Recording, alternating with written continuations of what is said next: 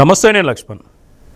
Kakinada port వేదికగా జరిగిన ration mafia అయితేనేమి, వేరే దందాలు అయితేనేమి ఇప్పుడు ఒక్కొక్కటిగా బయటపడుతున్నాయి. సిఐడి కూడా దీనిపైన కేవీ రావు గారు గతంలో కాకినాడ పోర్టులో దాదాపు 41.12% వాటా ఉన్న వ్యక్తి, ఆయన సిఐడిని అప్రోచ్ అయ్యారు. ఎఫ్ఐఆర్ కూడా నమోదైంది. ఇప్పుడు ఎఫ్ఐఆర్ కాపీలు నెట్టింటూ వైరల్గా మారాయి. ఈ కేసు తవ్వే కొందుకి పెద్ద చేపలు బయటపడుతున్నాయి. చాలా ఎంఎన్సీ కంపెనీలు కూడా ఇందులో ఇన్వాల్వ్ అయినట్టుగా తెలుస్తుంది. అయితే ఈరోజు తాజాగా పెట్టిన కేవీ రావు గారు పెట్టిన కేసులో ముద్దాయిలు 5 ముద్దాయిలుగా తీర్చారు. అందులో 3 వ్యక్తులైతే 2 సంస్థలు కూడా ఉన్నాయి. అది ఒక్కొక్కటిగా వరుసగా చూద్దాం. ఒకటేమో విక్రాంత్ రెడ్డి, ఈయన వైవి సుబ్బారెడ్డి గారికి సంబంధించిన వ్యక్తి. ఇంకొకటి విజయసాయి రెడ్డి గారు ఉన్నారు దీంట్లో. ఇంకొక అతను శరత్ చంద్రారెడ్డి. ఇంకోటి ఏం కంపెనీ వచ్చి PGF PKF Sridhar and శాంతానం LLP. ఇంకోటి వచ్చేసి Aurobindo reality and infrastructure private limited. అంటే 2 కంపెనీలు, 3 వ్యక్తులు ఈ దందాలో భాగస్వాములుగా ఉన్నారని చెప్పి ఆయన కేవీ రావు గారు సిఐడికి ఫిర్యాదు చేశారు. ఇదే అంశంపైన మనతో మాట్లాడడానికి స్టూడియోలో అందుబాటులో ఉన్నారు ప్రముఖ రాజకీయ విశ్లేషకులు మధుసూదన్ రెడ్డి గారు. ఆయనతో మాట్లాడే ప్రయత్నం చేద్దాం. సార్ నమస్తే. నమస్తే లక్ష్మణ్. నిన్న ఎఫ్ఐఆర్ కూడా నమోదైంది. సిఐడి కాకినాడ పోర్టు వేదికగా జరుగుతున్న ప్రతి అంశంపైన క్షుణ్ణంగా సిఐడి దర్యాప్తు చేస్తుంది. బాధితులకు న్యాయం చేసే విధంగా ఎవరైతే దీంట్లో ఈ దందాలో ఈ మాఫియాలు ఇన్వాల్వ్ అయిన ప్రతి ఒక్కరి కాట తీసేందుకు కూడా ఎఫ్ఐఆర్ కూడా నమోదవుతుంది. అసలు కాకినాడ పోర్టు వేదికగా ఇప్పుడు లేటెస్ట్ అప్డేట్ ఏం జరుగుతుందంటే ఏం చెప్తారు? లేటెస్ట్ అప్డేట్ ఏం లేదు లక్ష్మణం. ఒక ఆర్థిక ఉగ్రవాది రాజ్య పాలకుడైతే ఎలా ఉంటుంది అనేదానికి తార్కాణం. గతంలో తండ్రి అధికారాన్ని అడ్డం పెట్టుకొని వ్యాపారస్తులందరినీ బెదిరించిన చరిత్ర 2004-2009 మధ్యకాలంలో దాలిమా సిమెంట్ వాళ్ళని బెదిరించిండు, తర్వాత ఇండియా సిమెంట్ వాళ్ళని బెదిరించిండు, తర్వాత అన్ని రకాల కంపెనీలని బెదిరించి పోగేసుకున్న సంపత్తోటే తండ్రి అధికారాన్ని అడ్డం పెట్టుకొని బెంగళూరులో ఏడేమో రాష్ట్రానికి, ఉమ్మడి రాష్ట్రానికి ముఖ్యమంత్రిగానేమో తండ్రి, ఈ బెంగళూరులో ఉండి ఈ జే గ్యాంగ్, ఈ మిడతల దండంతా బెంగళూరులో కూర్చొని వాటర్ పర్మిషన్ల కాడ, పొల్యూషన్ పర్మిషన్ల కాడ, ల్యాండ్ పర్మిషన్ల కాడ నాకి పారేసి మహానేతగా మిగిలిపోయిండు. మహానేతగా మిగిలిపోతే వ్యవస్థలన్నీ ఏం చేయలేకపోతే ప్రకృతి శిక్షించింది ఆ మహామేతని. ఆ దోపిడీదారుడే రాష్ట్ర ముఖ్యమంత్రి అయితే ఇంకొమ్మగా ఉంటాడా? అందువల్ల ఒక ఆర్థిక ఉగ్రవాదికి బెయిల్ ఇచ్చి సిబిఐ కోర్టు తప్పు చేసింది. ప్రజలు ఓట్లేసి 2019లో తప్పు చేశారు. ఈరోజు విషాద గాథ అది. ఎవరిదో వాళ్ళు కష్టపడి నిర్మించుకున్న పోర్టు గుంజేసుకోవడం అంటే జిఎంఆర్ సంస్థను బయటికి పంపించేశారు. ఈ కేవీ రావు గారు, కర్ణాటక వెంకటేశ్వరరావు గారని 1997లో ప్రణాళిక వేసుకొని 1999లో మెట్టు కట్టుకొని 20 ఏళ్ళు వ్యాపారం చేసుకుంటా వస్తే ఈడు ముఖ్యమంత్రి అయిన తర్వాత అంటే జగన్మోహన్ రెడ్డి ఈడీ సిబిఐ కేసులో A1 జగన్మోహన్ రెడ్డి అయితే, ఈ పులివెందల పాబ్లో ఎస్కోబార్ అయితే, ఈ పులివెందల పాలిగాడైతే ఎవరు? విజయసాయి రెడ్డి. వాడు ఫోన్ చేసి నిన్ను విక్రాంత్ రెడ్డి కలుస్తాడు, ఒకసారి మాట్లాడు అన్నాడు. అంటే దాని అర్థమైందో చెప్పనా? అంటే ఈయన పోయాడంట. విక్రాంత్ రెడ్డి అంటే ఎవరో కాదు, వైవి సుబ్బారెడ్డి. ఆయన సూపర్ స్వామి అని చెప్తాడు కదా. ఇటువంటి పారంపోకు పనులు చేసేది కొడుకును పంపించేసి బలవంతంగా ఇది జగన్మోహన్ రెడ్డి కావాలన్నాడు కాబట్టి నువ్వు రాసియాల్సింది అని చెప్పి బలవంతంగా 3,600 కోట్ల రూపాయల విలువైనటువంటి పోర్టుని హస్తగతం చేసుకున్నారు 2021లో. మీ పెళ్ళాం బిడ్డల్ని అరెస్ట్ చేస్తాం, నిన్ను జైలుకు పంపిస్తాం, 962 కోట్ల రూపాయలు ఫైన్ అనే ఒక దొంగ పత్రాలు సృష్టించి వీళ్ళ బతుకంతా పేకు బతుకే కదా. అందువల్ల వ్యాపారస్తులను బెదిరిస్తారు, లొంగినోళ్ళల్లా బెదిరించేయటం, వాళ్ళ ఆస్తులు గుంజేసుకోవటం. ఇవాళ ఏం చేశారు? కాకినాడ పోర్టు, కాకినాడ సెజ్జు ఉంటుంది, అంటే ఇండస్ట్రీస్ పెట్టుకునేటటువంటి సెజ్జు, ఆడ మళ్ళీ ఇంకొక పోర్టు, ఈ 3 పోర్టులు మొత్తం ఈ పినాక చరచంద్రారెడ్డి ఎవడు? ఢిల్లీ లిక్కర్ స్కామ్లో గజ దొంగ వాడు, ఈడు అల్లుడు రోహిత్ రెడ్డి. అంటే పినాక రోహిత్ రెడ్డి, పినాక చరచంద్రారెడ్డి ఇద్దరు అన్నలదమ్ముళ్ళు, అరవిందో వ్యవస్థాపకులు. మొత్తం అరవిందో వాళ్ళకి రాసిచ్చాను, ఈ డెబ్బ జాగిరా అని నేను అంటా. వీడు భయపిస్తే భయపడాలా ఏంది? కాబట్టి ఈరోజు ప్రజలు 2024లో ఒక అద్భుతమైన తీర్పు ఇచ్చాడు. ప్రశ్నించినోడు అందరి మీద బెదిరించడం ఎవడు గొప్ప? ఇటువంటి వాళ్ళు ముఖ్యమంత్రులు వస్తుంటారో పోతుంటారో. కాబట్టి ఈ ముఠాలో ఉన్నటువంటి ఈ డెకాయిట్ వాళ్ళ మొత్తాన్ని ఒక రకంగా ఇదే రాష్ట్రం మీద పడిన మిడతల దండని నేనంట. కాబట్టి 20 ఏళ్ళ నుంచి ఆయన వ్యాపారం చేసుకుంటా ఉంటే ఆ వ్యాపారాన్ని గుంజేసుకొని వాళ్ళ కుటుంబాన్ని బెదిరించడం అంటే ఇది చట్టబద్ధంగా తీవ్రమైన నేరం. కాబట్టి నేటి కూటమి ప్రభుత్వము ఈ తప్పు ఎవడెవడు చేశాడు, అప్పుడు వాళ్ళకి ఏంటంటే వచ్చిన స్థూల ఆదాయంలో 22% రాష్ట్రానికి ఇవ్వాలన్నమాట. అంటే రాయితీలతో అప్పుడు MOU ఉంటుంది, మెమోరాండం ఆఫ్ అండర్స్టాండింగ్ ప్రభుత్వానికి మధ్య. దాని మొత్తం నువ్వు ఇయ్యలేదండి. అసలు కాగ్తో ఎందుకు ఆడిట్ చేయించలేదా? కాగ్ అని సంస్థ ఉంది కదా. ఎక్కడో మద్రాసులో ఉండేటటువంటి శ్రీధరన్ అండ్ సంతానం LLP చార్టెడ్ అకౌంట్ని రప్పించి దొంగ, అప్పుడు చంద్రబాబు నాయుడిని అరెస్ట్ చేసిన కేసులో కూడా హైదరాబాదులో ఉండే శరత్ అసోసియేషన్ ఆడిటర్లు వీళ్ళని అరెస్ట్ చేయాలా. ఈ శరత్ అసోసియేషన్ వాళ్ళని ఈ శ్రీధరన్ అండ్ సంతానం LLP వాళ్ళని ఈ ఆడిటర్లను అరెస్ట్ చేయాలా. వీళ్ళు ఆడిటర్ల వృత్తిలో ఉండేది దొంగ రిపోర్ట్లు ఇవ్వటానికా? ఏ ప్రభుత్వ సంస్థనైనా ఆడిట్ చేసేటప్పుడు కాగ్ ఉంది మనకి. కంప్యూటర్ అండ్ ఆడిట్ జనరల్లో సంబంధించిన వాళ్ళు చేసి ఇవ్వాలా. చంద్రబాబు నాయుడిని ఆ రోజు అరెస్ట్ కావటానికి ఆ దొంగ రిపోర్ట్ ఇచ్చినోడు కూడా శరత్ అసోసియేషన్, వాళ్ళ మీద కూడా చర్య తీసుకోవాలా. అట్లాగే ఈడు యాడో మద్రాసులో ఆడిటింగ్ కంపెనీ అయితే విజయసాయి రెడ్డి ఆల్రెడీ ఆడిటర్గా రద్దు చేసి తెలంగాణ హైకోర్టులో కేసు నమోదైంది. సిగ్గులేని బతుకులు బతుకుతా భారత పార్లమెంట్లోనూ అటు రాజ్యసభలో ఎంపీలుగా ఉంటా పెద్ద మనుషులు ముసుగేసుకొని ఈ దొంగల ముఠా చేరి ఎన్ని కుటుంబాలను నాశనం చేస్తారా? ప్రశ్నించోనే కేసులు పెట్టి చిత్రహింసల పాలు చేసిండ్రు. వీళ్ళు మొత్తం కలిపితే ఒక 6 కుటుంబాలు ఉండవు రాష్ట్రంలో. 6 కోట్ల ఆంధ్రుల కోసమా వీళ్ళ 6 కుటుంబాలు? ఏమన్నా పెద్ద పోటుగాళ్ళే ఏంది వీళ్ళేమన్నా? నేను అంటుండేది ఒకటే, ఈ కోర్టు దీంట్లో ఉన్నటువంటి తక్షణం అరెస్ట్ చేయాలా. వైవి సుబ్బారెడ్డి పుత్రరత్నం విక్రాంత్ రెడ్డిని ఖచ్చితంగా కటకటాలు లెక్కింపజేయాలా. ఏం పెద్ద రౌడీ అయింది వాడేమన్నా? ఎవడికి ముద్దయ్యాడా? వ్యాపారం చేసుకోండి.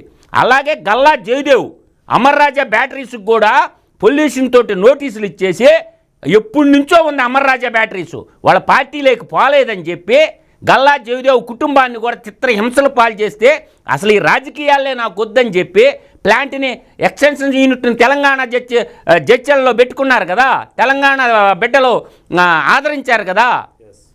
ఒక రకంగా తెలంగాణ బిడ్డలు తెలంగాణ కావాలని కోరుకున్నది ఈ కుటుంబం వల్లే. ఇలా దోపిడీకి హైదరాబాదులో భూములన్నీ కబ్జా చేస్తూ ఉంటే అప్పట్లో కూడా లక్ష్మణు కాగ్ రిపోర్ట్ ఒకటి ఉంటుంది.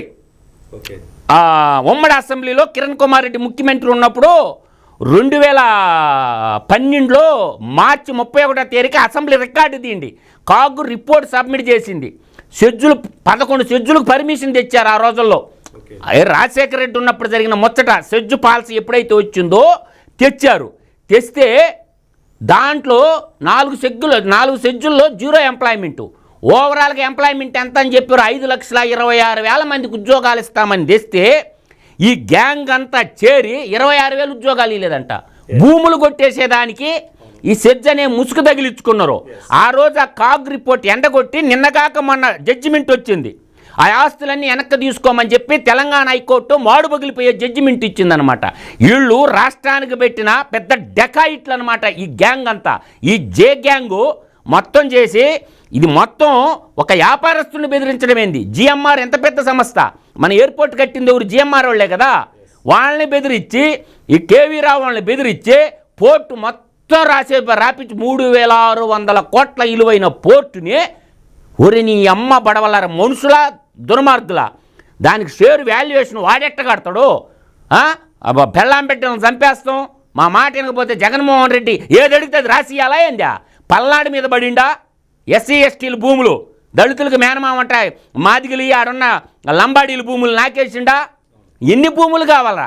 ఈ ప్యాలెస్ పిచ్చోడు కథలు ఒక్కొక్కటి చెప్పుకుంటా పోతుంటే ఈ ప్యాలెస్ల పిచ్చోడు కథలకు అసలు వీడికి భూమి మీద బతికే అర్హత ఉందా అని ఈ ఎపిసోడ్ వల్ల అర్థమవుతుంది. మధుసూదన్ రెడ్డి గారు, ఇప్పుడు దాకా పోర్టు ప్రక్షాళన జరుగుతుంది. మాఫియాని డిప్యూటీ సీఎం పవన్ కళ్యాణ్ గారు ఏరిపాడేయడానికి ఆయన ప్రణాళికలు సిద్ధం చేసుకున్నాడు. ముఖ్యమంత్రి గారు కూడా పూర్తి స్థాయిలో అక్కడ జరుగుతున్న మాఫియాతో పాటు గతంలో జరిగిన దందాలు కూడా బయటికి తీస్తున్నాడు. సెజ్జు భూములు కూడా అక్కడ కాజేసిన పరిస్థితి అయితే ఉంది. ఇక మీదట కూటమి ప్రభుత్వం ఎటువంటి అడుగులు వేస్తే టోటల్ కాకినాడ పోర్టు ప్రక్షాళన జరిగిందంటే ఏం చెప్తారు? టోటల్ కాకినాడ కాదు, ఇప్పుడు ఒకడు ఆస్తి నీడికి లాక్కుండే రైట్ ఎవడు ఇచ్చిండు? నువ్వు ముఖ్యమంత్రి అయితే ఏదైనా రాసించాలా? ఇప్పుడు విశాఖపట్నంలో చేరి ఉత్తరాంధ్ర వాళ్ళు ఆత్మగౌరవం లేదా? విజయసాయి రెడ్డి పెట్టి ఆడెన్ని భూములు కొట్టేశాడా? కొండలు కొట్టేశారుగా, భూములు కొట్టేశారుగా. ఎయిర్పోర్టు ముసుగు పెట్టుకొని అప్పుడు చీఫ్ సెక్రటరీ వాడు కడపోడే, వాడు కొడుకు మొత్తం భూములన్నీ నాకేసిండుగా. అసైన్మెంట్ భూములు అక్కడ ఉన్నటువంటి భోగాపురం చుట్టుపక్కల ఉన్నటువంటి భూములన్నీను. అందువల్ల నేనంటుండేది ఏంటంటే ఇలా రౌడీజం ఏందండి అంట రాష్ట్రం మీద. అంటే ఒక్కడ బతకడం కోసం ఎంతమందిని ఇబ్బంది పెడతారు పోలీసు వాళ్ళని అడ్డం పెట్టుకొని. అందువల్ల యువత కూడా అర్థం చేసుకోవాలా, వాడు ఎమ్మిడి తిరిగే యువత కూడా అర్థం చేసుకోవాలా. ఒరే ఎన్ని కుటుంబాలను నాశనం చేస్తారా నువ్వు అని అడగాల వాడిని. ఒక మనిషి బతకడానికి ఎంత ఆస్తి కావాలా? ఎంతమంది జిఎంఆర్ వాళ్ళని బెదిరిస్తేవి. తర్వాత ఇప్పుడు ఈ కేవీ రావు అనేవాడు 20 ఏళ్ళు నిర్మించుకున్న వ్యవస్థను మొత్తం నువ్వు నాకేస్తా ఉంటే చూస్తూ ఉండాలా? తక్షణం అరెస్ట్ చేయాలి. ఆ మొత్తం దాంట్లో ఉన్నటువంటి ఎవరెవరైతే ఆ కుంభకోణంలో పాల్గొన్నారో వాళ్ళ మొత్తం ఎందుకు మేనిమేషాలు లెక్కిస్తున్నారు? అరెస్ట్ చేసి జైల్లో పడేసేయాలా. అందువల్ల వాళ్ళకి అసలు భూమి మీద బతికే అర్హత లేదు. అరబిందో ఫార్మా కంపెనీ ఎంత పెద్ద కంపెనీ, ఫార్మా సెక్టార్లో ఉన్నోడు లిక్కర్ వ్యాపారంలోకి ఎవడు తెచ్చాడు? రియల్ ఎస్టేట్ వ్యాపారంలోకి ఎవడు తెచ్చాడు? మొత్తం ఈ ఏటు విజయసాయి రెడ్డి గాడే వాళ్ళ జీవితాలను నాశనం చేసి జైలు పాలు చేసి వాళ్ళు శుభ్రంగా ఫార్మాలో ఉన్నప్పుడు ప్రపంచ ప్రఖ్యాతిగాంచిన కంపెనీ ఒకప్పుడు అరబిందోలో. ఎప్పుడైతే ఈ విజయసాయి రెడ్డి గాడు, అందుకనే వాడు ఏడుంపాకం కసాయి రెడ్డి అనేది అందుకు నేను ఊరకంటంలా. ఇటువంటి లంగా లత్తుకోరు పనులు చేసి బతికేదానికంటే బంగాళాఖాతంలో దూకి చచ్చిపోండ్రా. మీ వల్ల ఎవడికి రా ఉపయోగం? ఎన్ని కుటుంబాలు నాశనం చేస్తారు వీళ్ళ. అందువల్ల ఒకటే గుర్తుపెట్టుకోవాలా, వీళ్ళేం పెద్ద పోటుగాళ్ళు కాదు. రాజకీయాన్ని అడ్డం పెట్టుకొని వ్యాపారస్తుల్ని ఇంతమందిని బెదిరిస్తూ ఉంటే ఎదురు తిరగాల. నవతరం యువతరం ఎదురు తిరిగి అసలు వాడికి భూమి మీద బతికే అర్హతే లేదు వాడికి. అందువల్ల ఏంటంటే విజయసాయి రెడ్డి గారు ఈ దొంగ ఆడిట్లు చేపించేసి వాళ్ళ కంపెనీనే లాగేసుకున్నాడంటే 3600 కోట్ల విలువైన కంపెనీని కేవలం 494 కోట్లు ప్లస్ అది 2500 కోట్లు. ఏది 41 పాయింట్ ఇందాక 12% షేర్ అన్నాను చూసావా, అది 2500 కోట్లు. అర్థమవుతుంది దాని వర్తు. ఇతనికి ఈ సెజ్జులో కూడా భాగం ఉంది. ఆ సెజ్జులో వాటా 1109 కోట్లు. ఈ ఓవరాల్గా కలుపుకుంటే 3600 కోట్ల పాప 12 కోట్లకేనంట. నువ్వు సంతకం పెడతావా లేదా? నీ భార్య బిడ్డల నిమిష పరువుగా బతికేవాడే పోతే పోయింది ఆస్తి మళ్ళీ సంపాదించుకోవటం, ఆడబిడ్డలు ఎత్తుకొని పోయి జైల్లో నేను ఎందుకు పెట్టుకోవాలని చెప్పి 962 కోట్ల రూపాయలు ఫైన్ అన్నావు కదా, అరవిందోడు కట్టిండా? 9 కోట్లకి 962 కోట్లకి కట్టాల్సిన దాన్ని 9.62 కోట్లు కడితే మీరు చాలన్నాడంట. అదేదో ఆయనకి వేస్తే ఆయనే కట్టేవాడు కదా. అంటే నొక్కేసిన తర్వాత దోసేసిన తర్వాత 962 కోట్లు కాస్త 9,62 లక్షలు ఎట్టయిందిరా బాయ్. అసలు ఆ డబ్బన్నా కట్టిర్రా? ఏమి నాటకాలు రా మీరా. ఒకడు పార్లమెంట్లో కూర్చొని సిగ్గు లేకుండా నిన్న రాజ్యసభలో మాట్లాడుతుండో. అందువల్ల ఏంటంటే రాష్ట్ర ప్రజలందరూ పుట్టేది ఒక రోజు చచ్చేది ఒక రోజు తిరగబడండి అని చెప్తుండా. తిరగబడండి. ఈ నా కొడుకులు ఎక్కడ దొరికినా వదలొద్దు ఒక్కను కూడా. తిరగబడితే ఎన్ని కుటుంబాలను బలి తీసుకుంటారా? గొంతెత్తి ప్రశ్నించినటువంటి అంగన్వాడీ టీచర్ల జీతాలు పెంచమని అడిగితే వాళ్ళ మీద దౌర్జన్యం, రాక్షసత్వం, ఈ రాక్షస మూక, ఈ పులివెందల సైతాన్ సైన్యమంతా చేసి రాష్ట్రాన్ని నాశనం చేస్తూ ఉంటే తిరగబడకపోతే, ఇటువంటి వాళ్ళని తరిం కొట్టకపోతే మాత్రం రాష్ట్రం నాశనం అయిపోద్ది. అందువల్ల ఏంటంటే నేను ఒకటే చెప్తుండా, అంటే వైవి సుబ్బారెడ్డి పత్తిత్తు మాట ఇప్పుడు మాట్లాడరా. వైవి సుబ్బారెడ్డి బయటకు వచ్చి నువ్వా మనిషివా పశువురా? నువ్వా ఇవాళ రెడ్ల పరువు బంగాళాఖాతంలో గడుపుతారు కదరా. మీలాంటి నీచ కమేన్ల వల్ల ఇవాళ రెడ్ల పరువు తలెత్తుకోలేకుండా చేశారు వీళ్ళంతా కలిసి. ఓ పద్ధతిగా వ్యాపారం చేసుకోవద్దని నేను అంటోలా.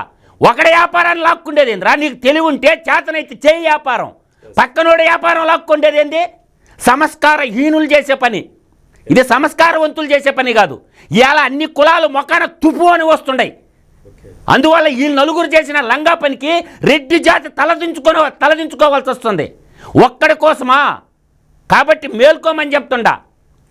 అందువల్ల వాడు చుట్టూ ఉండేవాళ్ళు కూడా మేల్కోండి, కనువిప్పు కలిగించుకోండి. ఇప్పుడు కన్నా ఒక ఆర్థిక ఉగ్రవాది ఒక పులివెందల పాపులో ఎస్కోబారు పక్కన దిగితే ప్రతి కుటుంబం మీద, ప్రతి వ్యాపారస్తుడి మీద పడి మిడతల దండులాగా పడి దాడి చేస్తూ ఉంటే చూస్తూ ఉండాలా.